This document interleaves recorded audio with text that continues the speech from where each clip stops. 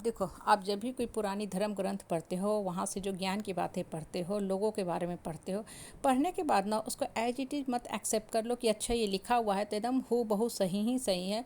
थोड़ा थिंकिंग करो, सोचो, विचारो, अपने आप से बात करो, अपने मन और आत्मा से बात किया करो और फिर सोचो कि हाँ ये कितना सही है, और फिर अपने लाइफ में इम्प्लीमेंट किया करो। सीधे किसी बात को ब्लाइंडली फॉलो मत किया करो। यहाँ एक देखो, एक छोटी सी एग्जांपल मैं बता रही हूँ।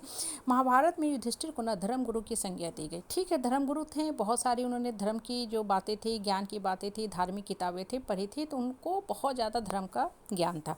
लेकिन यहाँ गौर करने वाली बात यह है कि क्या एक्चुअल में उन्होंने धर्म के पथ पे चल के खुद सही काम किया है।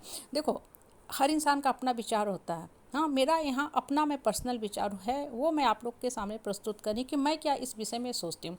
सबसे पहली बात कि अर्जुन जब द्रौपदी से विवाह करके आए कुटिया में, तो माता कुंती अंदर कुटिया में काम कर रही थी। उन्होंने बिना देखे समझे बोल दिया कि तुम पांचों भाई आपस में बांट लो, जैसे एज यूजुअल वो कहा करती थी। उन्होंने सब समझा कि कोई वस्तु है, जबकि द्रौपदी तो वस्तु थी ही नहीं।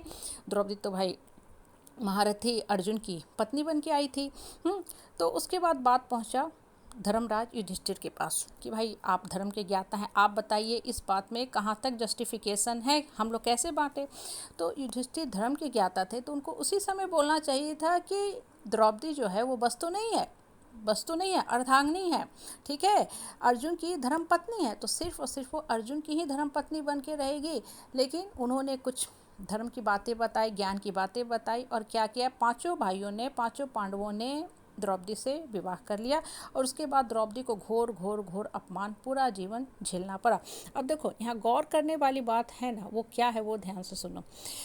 द्रौपदी को भी उस समय एज इट इज रुकना चाहिए था, माता कुंती की बात का तुरंत विरोध करना चाहिए था कि मैं कोई वस्तु नहीं हूँ, मैं क्यों पांचों पांडवों से विवाह करूँगी, मैं सिर्फ और सिर्फ महारथी अर्जुन की बीवी बन के रहूँगी, मान सम्मान से सर उठा के सीना चौड़ा करके जीऊँगी। उन्होंने भी गलती किया कि माता कुंती की बात को एक्सेप्ट कर लिया, और धर्मराज युधिष्ठिर ने भी गलती किया। ठीक है, और उसके बाद अगर उनको पत्नी भी बना लिया था युधिष्ठिर ने द्रौपदी को, तो मान सम्मान से रखना चाहिए था। वस्तु थी क्या कि आपने जुआ खेला, जुआ में हरा दिया, हाँ जुआ में हार गए। उसके बाद अपने राज साम्राज्य, धन दौलत, प्रजा, दास दासी, गुलाम, सबको उन्होंने जुआ में हार गए, मतलब सबको जो है दुर्योधन के हाथों का गुलाम बना दिया, पेट पपेट कठपुतली बना दिया। जबकि राजा का प्रथम कर्तव्य क्या होता है, अपने राज साम्राज्य, प्रजा की अंतिम स्थिति तक रक्षा करना, ना कि किसी को हाथों में बेच देना, किसी का गुलाम बना देना। अब देखो, ठीक है, युधिष्ठिर के अपने ज्ञान थे, विजडम थे, नॉलेज थे, लोगों ने उस आधार पे धर्मगुरु कहा।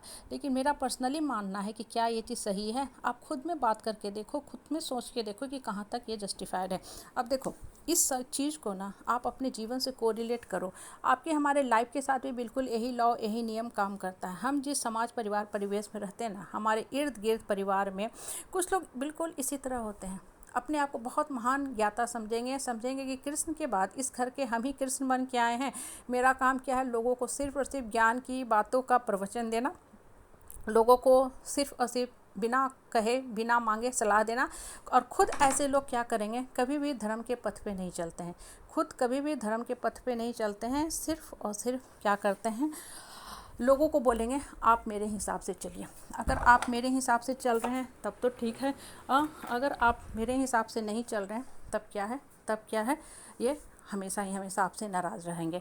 देखो, आप धरती पे आए हो पेट पपेट कठपुतली बल के जीने के लिए, बिल्कुल नहीं। आप सर उठा के मान सम्मान से जीने के लिए आए हो। इसलिए जो भी लोग बोलते हैं ना, पहले ये देखो कि उनका अपने लाइफ का क्या प्रोटोकॉल है, स्ट्रैटेजी है, क्या वो खुद धर्म के पथ पे चल रहे हैं, या सिर्फ और सिर्फ आपको एक उपदेशक के रूप में उपदेश दे रहे हैं और आपको कंट्रोल कर रहे हैं। सबसे बड़ी बात, आप खुद अपने लाइफ के कर्ता धर्ता खुद बनो। किसी को अपने जीवन का आका बनने मत दो।